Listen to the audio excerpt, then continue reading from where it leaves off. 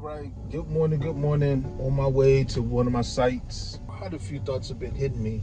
Was trying to figure out a way to get them to you. I know the last one that I did, I hit my school site and the reception or whatever was bad. It deleted it. And I've been trying to figure out, as far as this YouTube thing goes, the algorithm or whatever have you goes, how to basically get what is within out to you all. For those that would even care to hear of anything that I would have to say. But I wanted to drop this thought onto you all. The thought, of reparations. And the reason why I'm talking about this is because the last couple of days I've actually heard commentary about it, people talking about it, etc. And I just want to kind of chime in on this. As a nation, as a people, so-called black people, we're not ready for reparations. One, when you look at reparations and the nations that received it, the people that received reparations, what do they all have in common? Well, the majority of them, or a good chunk of them, were unified. They were galvanized enough where they had a common language, they had a common idea, they had a place. They had those three things actually that make them a nation. And so what I mean by that is when you look at, I think Genesis, I think it's 10 and 25 or whereabout, it talks about Shem and them having language, place, etc. for them to be a nation or a people. That's what really makes a nation.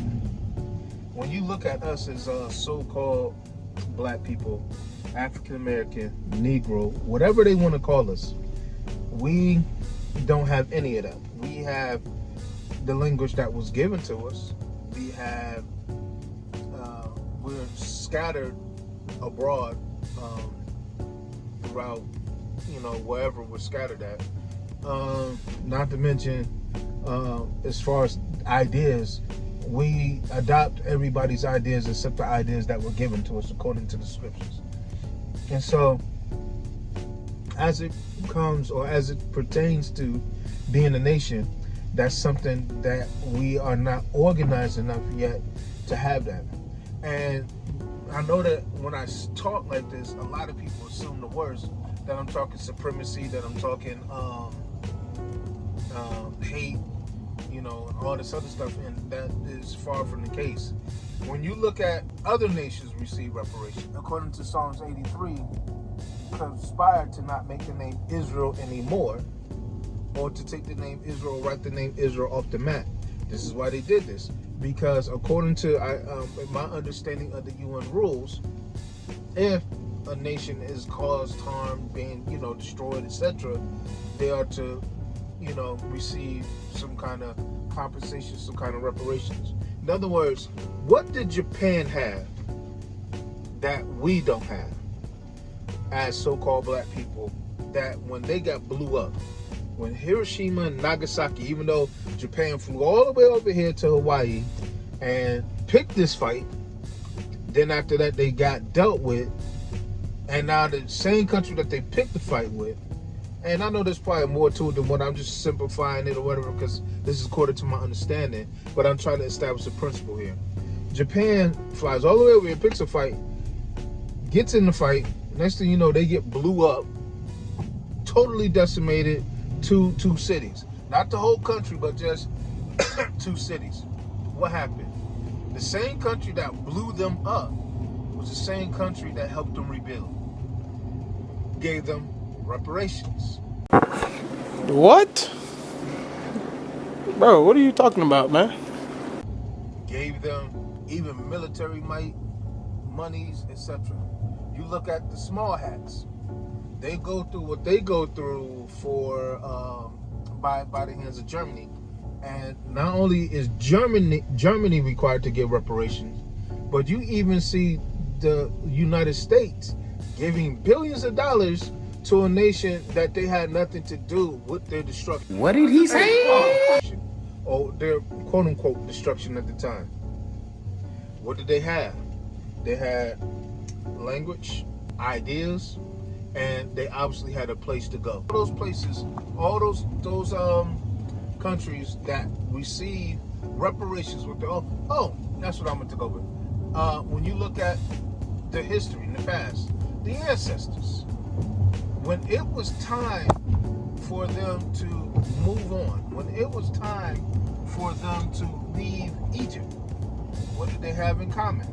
Well, what they had in common was they had their language, their customs, culture, they had their practices, and they had a land to go to. So now when the Most High says to the ancestors, borrow from Egypt, there was no intentions on paying that back because we were leaving literally the next day. As a nation, we were leaving the next day. I'm saying all that to say this. Usually when reparations is involved, reparations has everything to do with the fact that the people receiving the reparations have their own name, their own culture, their own government to rebuild. Israel left, the ancestors left Egypt with the expectation they were going to build their own. Japan received reparations with the expectation that they were going to rebuild. The small caps continue to receive and gain reparations with the fact that they are able to build themselves back up as a nation. The reason why we will never get it is because we have been so destroyed as a people that we have no idea what nation we are, and two, what we're going to do with it once we get it. What's the point of us getting it? If the point of us getting reparations is for us to rebuild, what are we going to rebuild and where? We're going to do nothing but contribute to the same society that keeps giving it to us and taking it away. What I mean by that is, if you ever notice or pay attention, anytime that we have a so-called black, independently owned city that starts to show some signs of independence and financial separation, there's some kind of excuse that happens.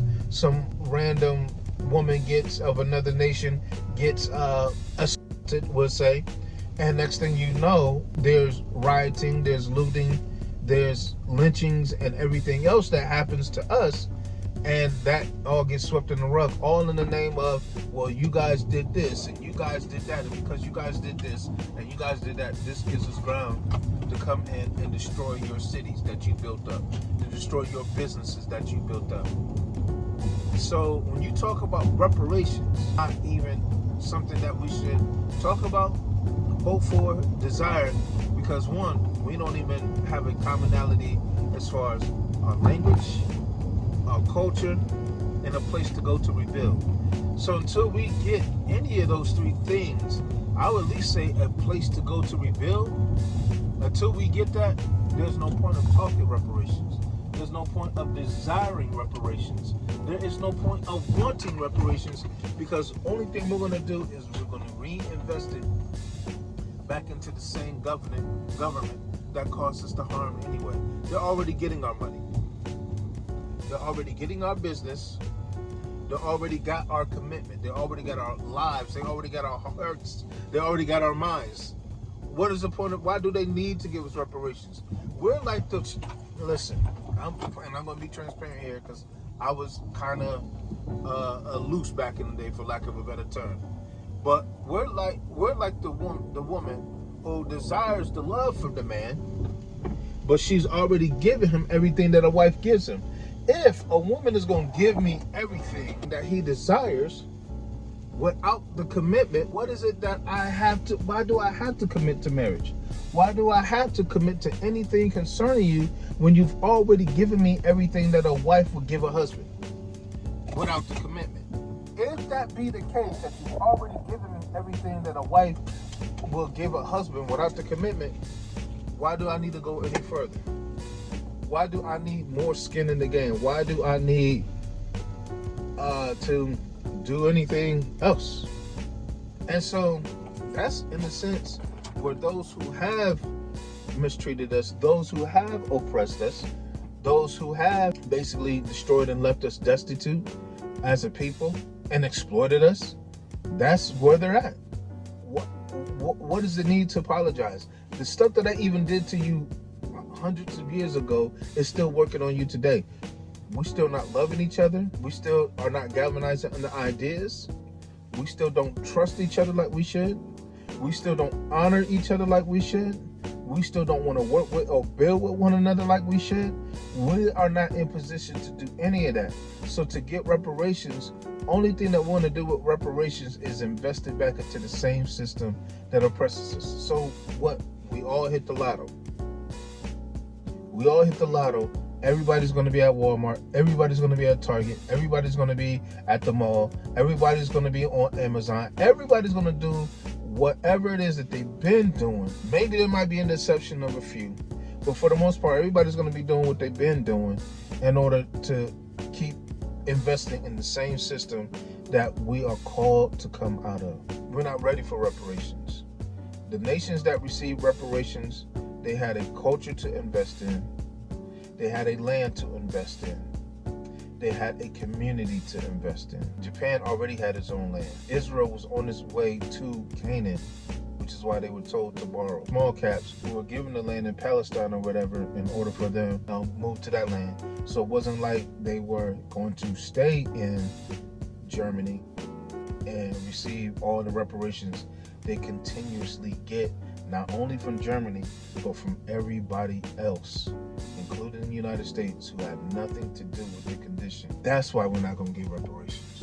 That's why until we can galvanize under the thoughts, the talks and everything else that we need to galvanize and heal within, we'll never be what we're called to be or required to be until the Most High, until we unite under the Most High, until we galvanize under the true understanding of the text, until we galvanize under what it is that He said for us to do, the level of faith that He's called us to. He said, if you be faithful over a few things, I'll make you ruler over much. That's now recently have taken on a whole new meaning to me, having understood what He means when He says that according to these scriptures. Let's kill that talk about reparations. Let's kill that talk. The scriptures say, according to Matthew 6:33, seek ye first the kingdom and His righteousness, and everything shall be added. How about let's get back to seeking the Most High? Seek Him first. Seek His kingdom. Seek to walk in the love that our King showed us, that He said walk in. He said, you'll know that you are my disciples by your love one to another. We hold too many grudges in Israel. He ain't talking about nobody else. He's talking about Israel. We hold too many grudges in Israel. We too busy to cut each other off in Israel. We're too busy to get mad at each other in Israel. We're too competitive with one another in Israel. Well, nobody teaches like me. Nobody talks like me. Nobody does this. I'm the best at this. I'm the best. Listen, the Bible says that he who is first among you, serve. So if you consider yourself first, serve. Serve. Be a blessing. All those other nations that I named, they have, not only do they have communities in the land that they came from, which we don't even know where we came from, but yet that's all another story. They have communities in the land that they came from, and they also are able to come here and establish communities based on the principles they have over there. And the United States readily welcomes that. They are a nation of people, and the United States opens its doors to everybody, this, that, and third.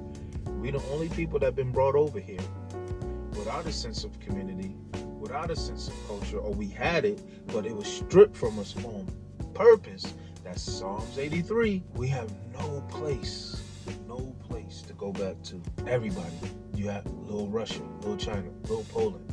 You have these pockets of nations that not only do they have the East Indians, everybody has that. We're the only people that don't have it.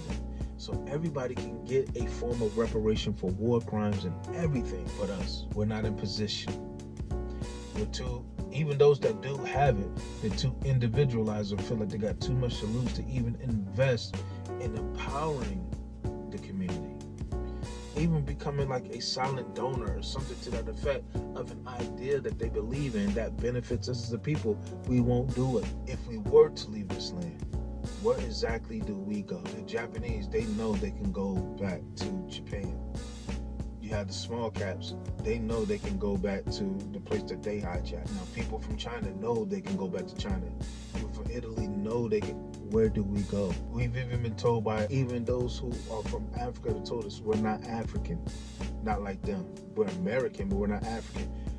How do we get We don't know. And I'm saying all that to say this. That's why it really takes the Spirit of the Most High to let us know who we are and to galvanize under those ideas. That's the only way to galvanize under the ideas that He set forth from us. We don't know. How can we galvanize if we don't know? I ain't talking about this physical, natural place. We know how we got here. Ships. I'm saying we are so clueless. How did we get here? And not only us here in the United States, but many of us in other nations that look like us. I ran into a sister that's from South America area, in South America. I forget what exactly the country in South America she's from, but she looks like a sister. And what I mean by that, she could easily pass for a sister that was from the United States, but she was from South America, and she looks like one of our sisters. We talk. She has an idea who we are, etc. Only thing I'm saying, it's the same thing. We're the only people that fight who we are. We're the only people that resist who we are.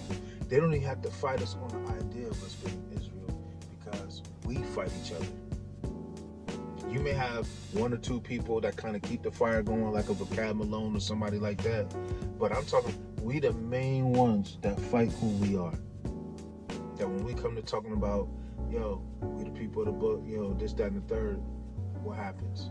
We don't even want to acknowledge it. That's Isaiah, I think it's 1 and 3. He said, a donkey knows his master's voice, an ox knows his place. But he said, my people won't even consider it. We won't even consider it. That maybe these scriptures that are prophesied about these people that will be scattered, that will be discontinued from their inheritance, in the last days will come to remembrance on themselves, that they will remember. We don't even want to consider that might be us. So you have somebody like me or other people like me are saying, listen, this is us, y'all. Let's repent. Let's return to Yah. We resist and kick against the pricks. We persecute the prophets.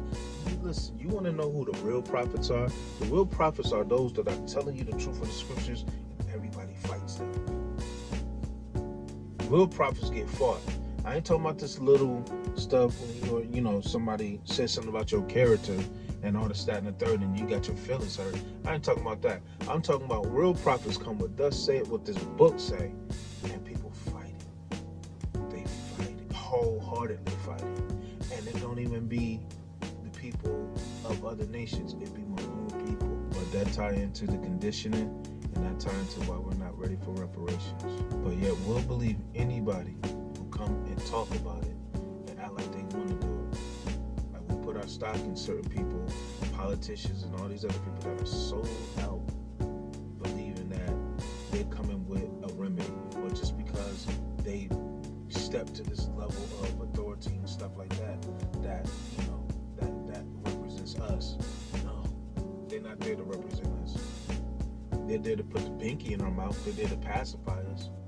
They're there to distract us from what we ought to be doing, but they're not there for us. Now, if you say that, then you criticizing our people and all this other stuff. No, I'm just recognizing there's some imposters. Isaiah 30:1-3 talk about those who put their trust in the counsel of Egypt.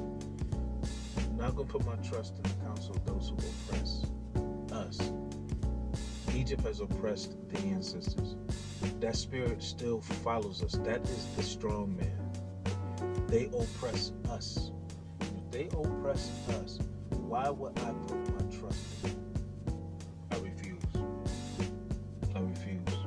And so my job in this day and time is to be a voice in the wilderness. Whoever will hear, will hear. I'm either going to sow the seed or I'm going to water the seed. My desire is that we all come to the knowledge of who we are, so that way we can step into the place that the Most High has called us to step into, so that we can be the example to the other nations and cause the kingdom of the King, our King, Yahushua Mashiach, our big brother, to be manifested here on earth. He said, shall I find faith in the land when I return? Shall I find faith in the land? Shall I find obedience in the land when he returns? Because he's bringing his reward with him. That being said, man, I love you all, man. My name is Yahukanan Ben Yah, a.k.a. Sean. I'm only going by Sean for the time being because I'm a Yankee fan, and as a Yankee fan, I'm dropping LA off my name because the Yankees play the Dodgers. With that being said, Yehukanah Ben Yah, and this is the Blessed Are the Pure in Heart channel. You need one of those to see Yah. It says, Blessed are the pure in heart, for they shall see Yah. If you don't have one of those, you're not going to see Yah. I come with no agenda. I come with no desires to be this or that or wonder. I just come with a pure heart, a pure mind. I love my God and I love my people. That being said, Shalom.